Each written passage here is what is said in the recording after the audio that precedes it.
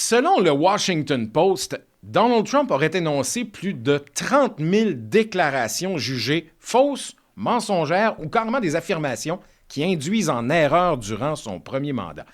Et le deuxième mandat ne semble pas démontrer de signes d'amélioration. La question se pose, pourquoi mentir autant dans un univers où l'information est si facile à obtenir? Pour répondre à cette question, je crois qu'on doit remonter à 1951.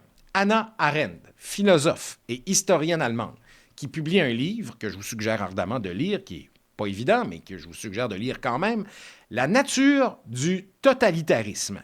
Dans ce livre, elle y explique que l'une des caractéristiques des régimes autocratiques et totalitaires est qu'ils brouillent continuellement les cartes.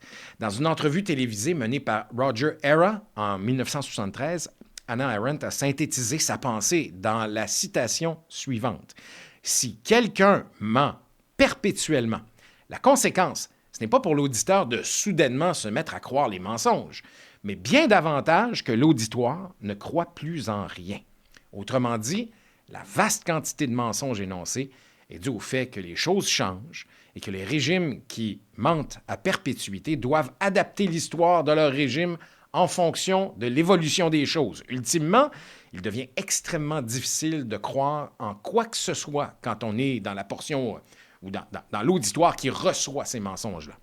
Le réflexe devient alors, comme vous l'aurez sûrement déjà entendu, les politiciens, c'est tous des menteurs, c'est tous des ripoux. Elle est complètement mytho, non? Non, elle est réellement menacée, j'ai entendu. Je vous en supplie. Le cynisme prend la place de la réflexion. C'est pourquoi notre devoir, c'est de combattre ce cynisme par la raison.